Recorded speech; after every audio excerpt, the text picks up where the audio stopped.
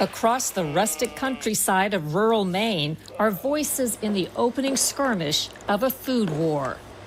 I actually think people are a little bit scared of somebody coming in and telling them that they can't grow what they want to grow. Worried about empty shelves, lawmakers there have written into law what they consider a fundamental right to food. If inflation doesn't stop, then yeah, people should be concerned about the food supply in this country. I owe roughly $40,000. $400,000 in student loan debt? It's about $7,000. 3 students in different degrees of debt. This week, we ask if they think the president's loan forgiveness was a good idea, and some who think it was not. It's not fair at all. And with the midterm elections approaching, we talk with former Trump cabinet member Dr. Ben Carson about what he sees as the key issues. The thing that's on most people's mind is inflation. And a question that's on many people's minds. As we sit here, whether people like it or not, there's a decent chance President Trump will serve a second term. What are your thoughts about that?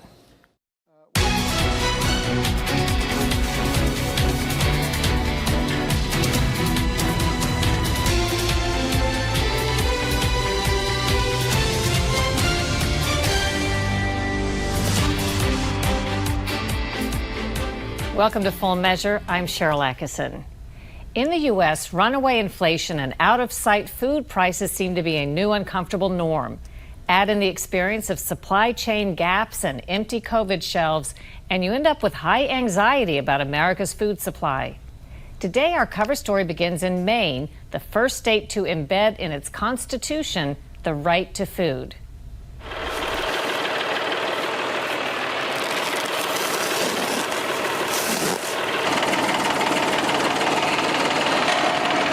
Old Haven Farm in the heart of Maine is a small family operation.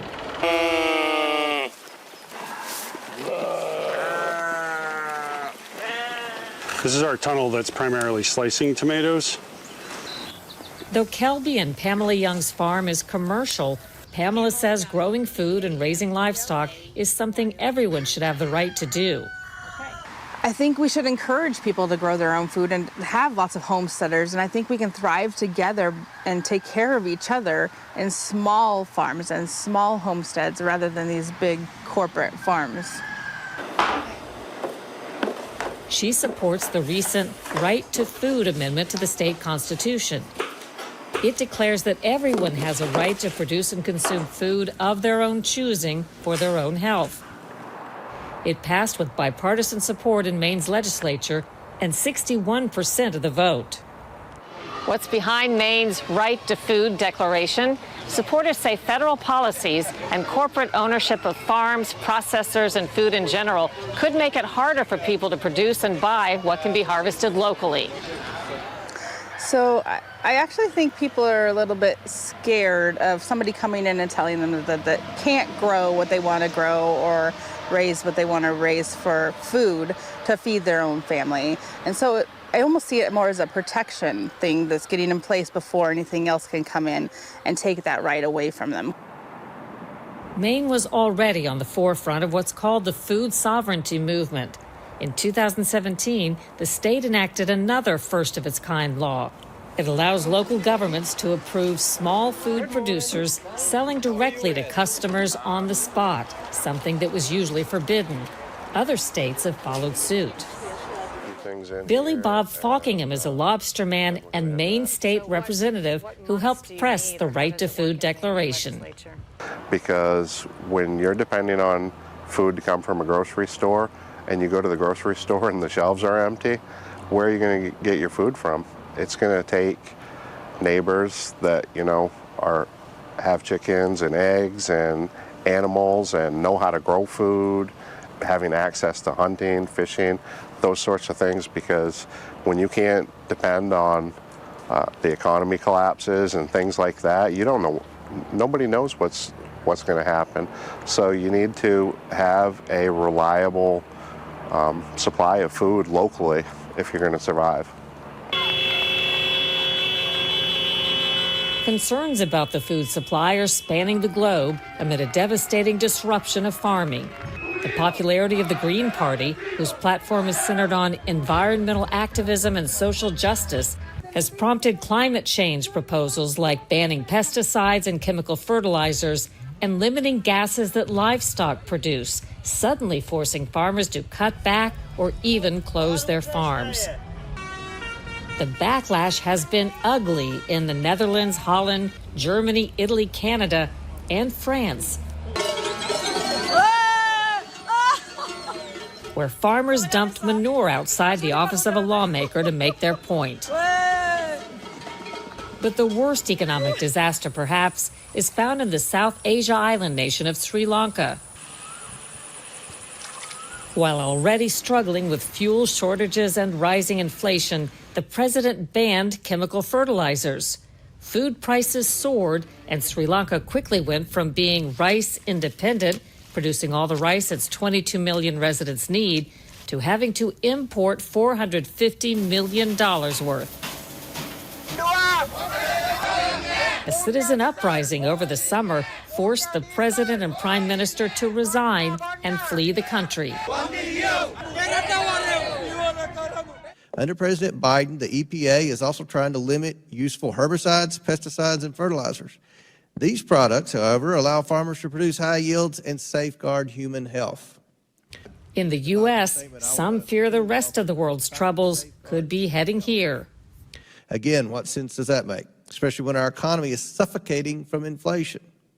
President Biden tells American farmers they should be feeding the world, yet he removes the tools and the technology they need at every turn. But as popular as Maine's right to food constitutional amendment is, not everyone's on board. Kelby Young worries about unintended consequences, like a stress on state funds and personnel used to help small farms like Old Haven.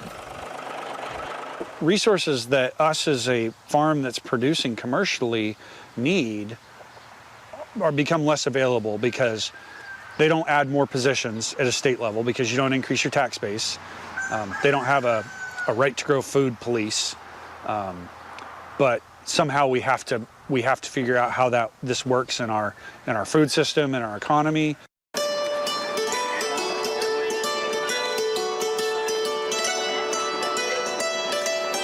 At this popular farmers market in Portland, Maine, I think that most places should be licensed. Organic dairy farmer Doug Donahue also raised concerns about giving everybody the right to produce and sell food.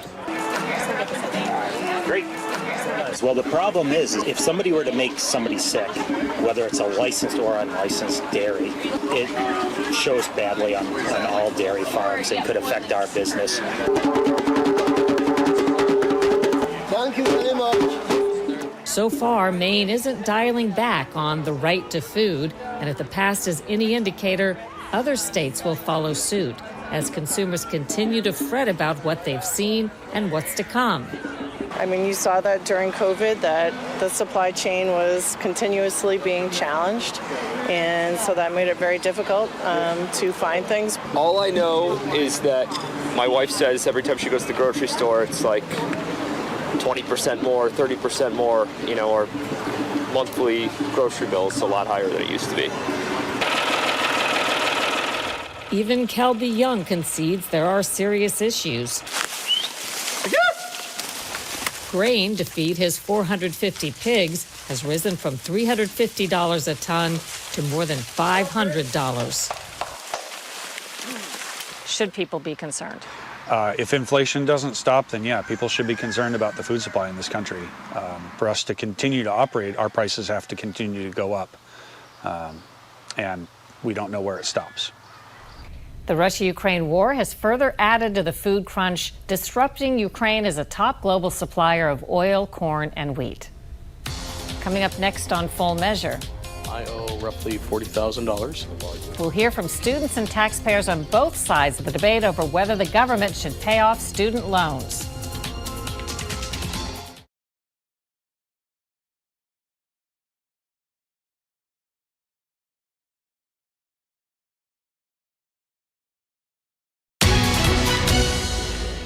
President Biden has committed the government to erasing some student loan debt for as many as 43 million Americans at a huge cost to taxpayers. A lot of borrowers think it's a great idea, others not so much. Scott Thuman talks to students and taxpayers and gets an education from people on both sides of the controversy. You've heard all of the clamoring for the president to do something. Give me a show of hands. Who thinks that's a good idea? A future political policymaker, aspiring doctor, and potential journalist, all weighed down with varying degrees of debt, but a similar outlook on how they got there. I'm Cameron Bowie. I owe roughly $40,000. I'm Josh Cadwell. I have around $400,000 in student loan debt. My name is Kennedy Smith. I just finished my first year, so as of now, it's about $7,000. With more than $1 trillion in student debt in America, President Biden in late August came through on a campaign promise to slash what students owe on loans they took out to pay for college. Using the authority Congress granted the Department of Education, we will forgive $10,000 in outstanding federal student loans. In addition, students who come from low-income families, which allowed them to qualify to receive a Pell Grant, will have their debt reduced to $20,000. Relief is expected to begin in January, just as a government-created freeze on loan repayments is lifted. My problem is the interest. These students questioning how much good it will really do in the long term. I don't understand how people in 10, 20 years are going to be able to afford college. Like the student loan debt, what is it? It's gone up 8 times since 2003, 2004. What's that statistic? That statistic is eye-opening. Today, more than 43 million borrowers owe more than $1.6 trillion in outstanding federal loans. The rising cost of tuition a big reason.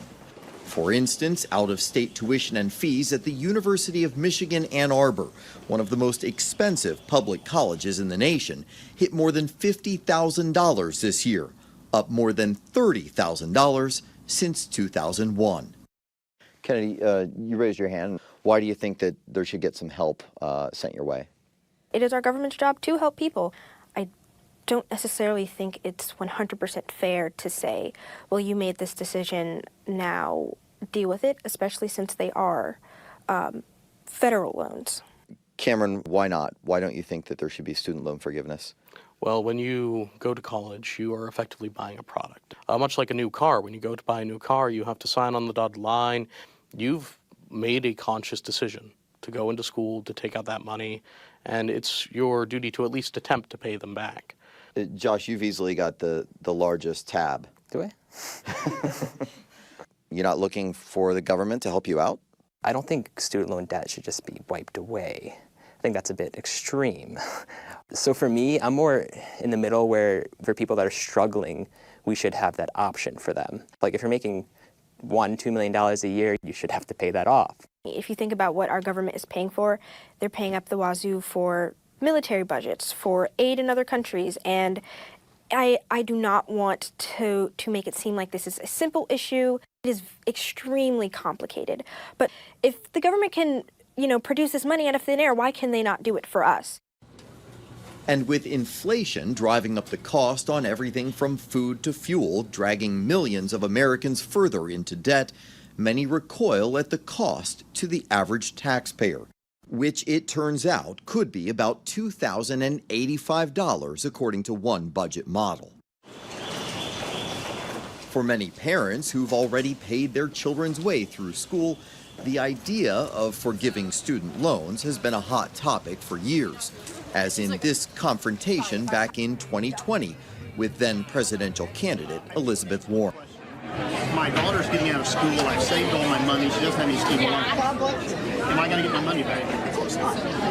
Others say there is an argument against Washington intervention, especially from the millions who chose not to go to college and don't believe they should pay for the decisions of others. A study released in 2020 revealed more than 70 million active workers don't have a college degree.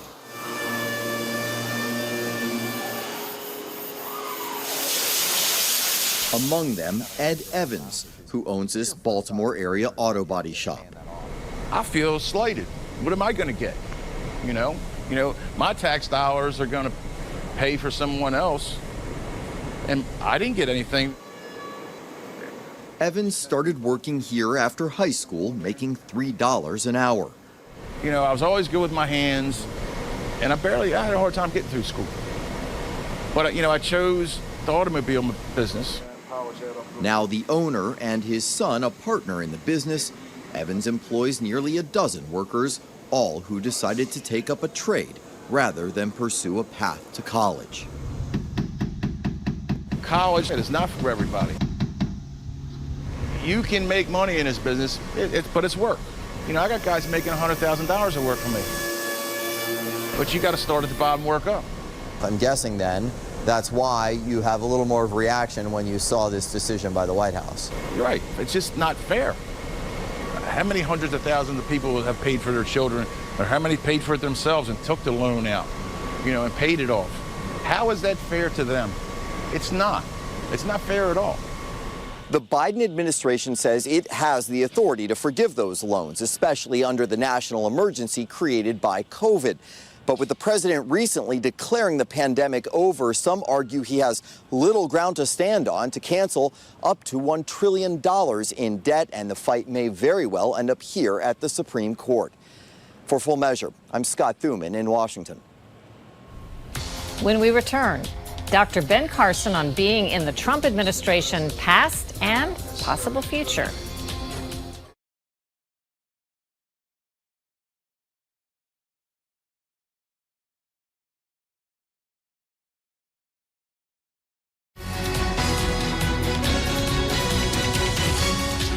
Dr. Ben Carson spent a career as a surgeon and then started another in politics, running for president and ultimately serving in the Trump administration. He also now serves on the board of directors of Sinclair Broadcast Group, our parent company. Today, he gives us his reflections on midterm issues and the possibility of a second Trump term. There you see the temporal lobe. Dr. Ben Carson spent an entire career as a neurosurgeon before entering politics. In 1987, he performed the first successful separation of twins attached to the back of the head. In 2015, after being publicly critical of President Obama and his policies, Carson announced his own run for president and was an early frontrunner.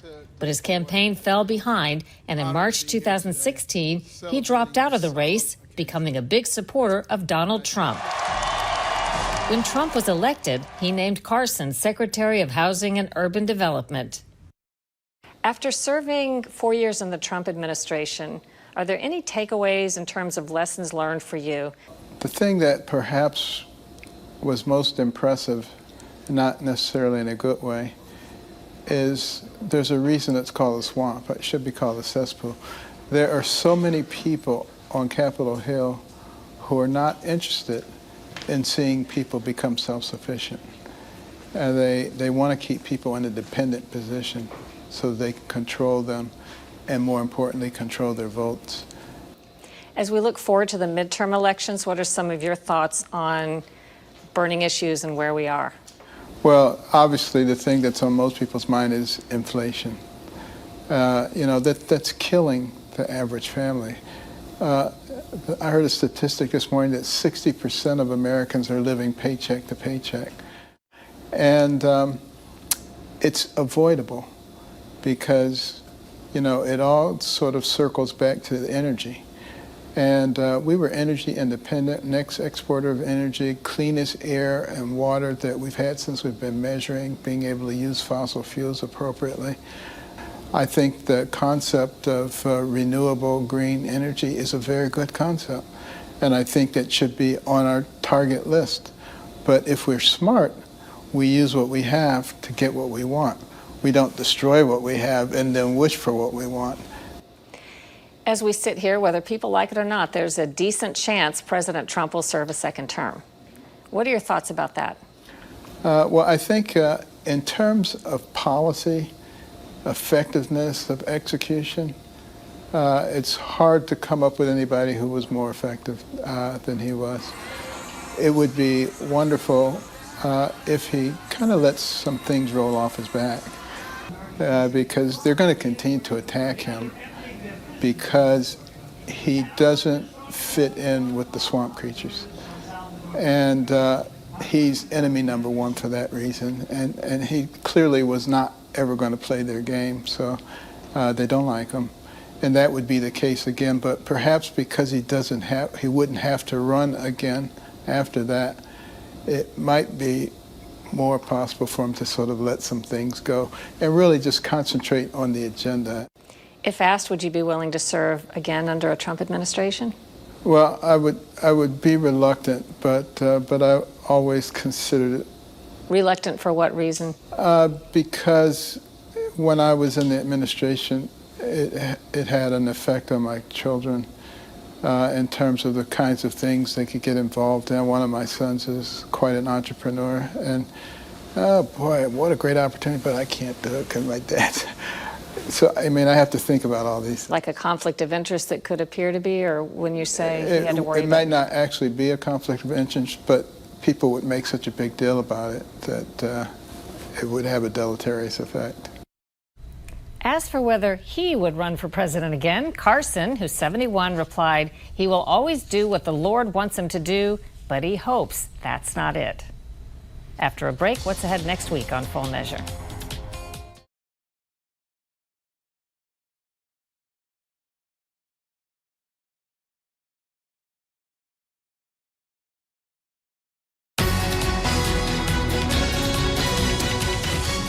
We have an update now on our Full Measure investigation into Goodyear's troublesome G159 tires once used on many motorhomes with deadly results. For more than a decade, some drivers and their attorneys have accused Goodyear of producing tires that were dangerous for their known use and then covering it up. Goodyear has consistently denied there are any safety issues. After a years-long investigation, the National Highway Traffic Safety Administration requested the company recall any remaining G159s, and over the summer, Goodyear finally did that. Though the tires haven't been made for years, they remained on many vehicles and are alleged to be responsible for dozens of known deaths by blowing out on RVs. Coming up next week on Full Measure, the race for rare earth and other minerals used in all kinds of high-tech devices we use every day, like smartphones and electric cars.